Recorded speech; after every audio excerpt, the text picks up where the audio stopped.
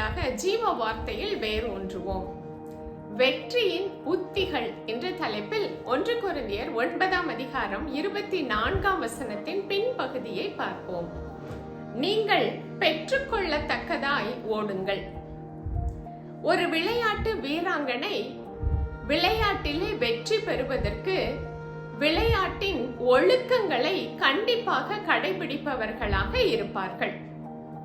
அதிகாலையில் எழுவது, கிரவுண்டுக்கு செல்வது, எக்ஸசைஸ் பண்ணுவது, பிராக்டிஸ் பண்ணுவது, அது மட்டுமல்ல, ஸ்ட்ரிக்டான உணவு முறையையும் கடைபிடிப்பவர்களாக இருப்பார்கள். இது லகுவாக செய்யக்கூடிய காரியம் அல்ல. இதற்கு பிரத்யேகமான ஒரு வாழ்க்கை முறையின் பழக்கத்தை அவர்கள் பழக வேண்டும்.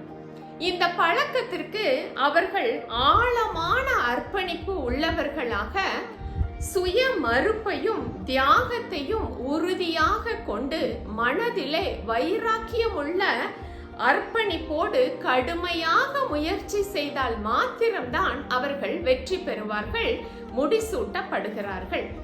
இந்த வசனமும் நம்மை வெற்றியாளர்களாக, நித்திய ஜீவனை பெற்றுக் கொள்ளுகிறவர்களாக, தேவன் நமக்காக வைத்திருக்கும் வாழ்க்கையின் லக்கை சென்று அடைகிறவர்களாக, ஜீவ கிரீடத்தை பெற்றுக் கொள்ளுகிறவர்களாக நாம் ஓடுவதற்கான வழிமுறைகள், ஒழுக்கத்தை நாம் கடைபிடிக்க வேண்டும் என்று நமக்கு கற்றுக் கொடுக்கிறது.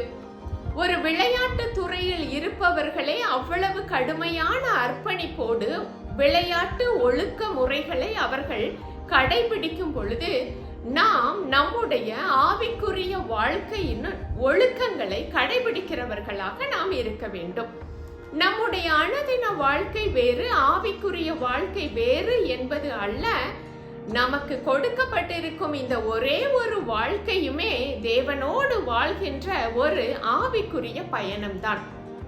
அதனால் இந்த ஆவிக்குரிய பயணத்திலே ஆவிக்குரிய ஒழுக்க முறைகளை நாம் கடைபிடிக்கிறவர்களாக இருக்கும் பொழுது நம்முடைய ஓட்டமும் வெற்றி உள்ள ஓட்டமாக இருக்க முடியும். இதற்கு முதலாவது, அவர் spiritual discipline must be a self discipline. சுய ஒழுக்க முறையை கடைபிடிக்கிறவர்களாக நாம் இருக்க வேண்டும். தேவனை தேடுவதிலும், தேவனை அறிகின்ற அறிவிலும், தேவனும் நானும் என்ற வைராக்கியமான ஒரு உறவு கொள்ளுவதிலும், தேவனோடு என்று முதலீடு செய்கின்ற நேரங்களிலும், தேவனுக்காக என்று செய்கின்ற ஒவ்வொரு செயலிலும் நமக்கு நாமே ஒரு சுய ஒழுக்க முறையை வகுத்து கொள்ளுகிறவர்களாக இருக்க வேண்டும். இந்த அர்ப்பணிப்பு நமக்கு உள்ளாக இருந்து வர வேண்டுமே தவிர வெளியே உள்ள சூழ்நிலையின் கண்டிப்பினாலே நாம் அவற்றை செய்கிறவர்களாக இருக்கக்கூடாது. சுய மறுப்பையும் சுய தியாகத்தையும் உடையவர்களாக நம்முடைய அர்ப்பணிப்பு இருக்கும் பொழுது அங்கே சுய ஒழுக்க முறையை நம்மால் கையாள முடியும். இரண்டாவதாக, அவர் spiritual discipline must be goal oriented. நம்மை நம்முடைய வாழ்க்கையின் லக்கை நோக்கி நகர்த்தி செல்லுவதற்கான ஒழுக்க முறையை நாம் கடைபிடிக்கிறவர்களாக இருக்க வேண்டும். நம்முடைய வாழ்க்கையின் ஆர்கிடெக்டே நம்முடைய தேவன்தான். நம்முடைய வாழ்க்கையின் வரைபடம் அவருடைய கரத்தில் மாத்திரம்தான் இருக்கிறது. அந்த ப்ளூ பிரிண்டை வைத்து அவர் நம்முடைய வாழ்க்கையின் பயணத்தில் நாம் எவ்வாறு செல்ல வேண்டும் என்ற பாதையை அறிந்து நம்மை நடத்துகிறவராக அவர் இருக்கின்றார். அவர் மாத்திரமே நம்மை சரியான பாதையிலே நடத்துகின்ற உண்மை உள்ள வல்லமை உள்ள தேவனாக இருப்பதினால் நம்மை அவருடைய கரத்திலே முழுமையாக அர்ப்பணிக்கின்ற ஒரு ஒழுக்க முறை உடையவர்களாக நாம் இருக்க வேண்டும். டோட்டல் சரண்டர் என்ற ஒழுக்க முறையை நாம் கடைபிடிக்கும் பொழுது நம்முடைய லக்கை நோக்கி நம்மால் பயணிக்க முடியும்.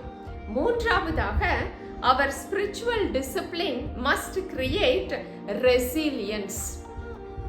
தேவனுக்காக என்று வைராக்கியமாக ஓடுகின்ற இந்த ஓட்டத்திலே நம்முடைய சூழ்நிலைகளையும் சவால்களையும் தேவனுடைய பலத்தோடு நாம் தாண்டி கிருபையினால் கொடுக்கப்படுகின்ற விசுவாசத்தை கொண்டு தேவனோடு இணைந்து மன மகிழ்ச்சியோடு நம்முடைய ஓட்டத்தை வெற்றியின் ஓட்டமாக ஓடுவதற்கு கற்றுக்கொள்ளுகிறவர்களாக நாம் இருக்க வேண்டும். இம்மானுவேலர், தேவன் நம்மோடு இருக்கிறார் என்ற இந்த ஒரே ஒரு நம்பிக்கையோடு நாம் பெற்றுக்கொள்ளத்தக்கதாக ஓட கர்த்தர் கிருபை செய்வாராக. ஆமென்.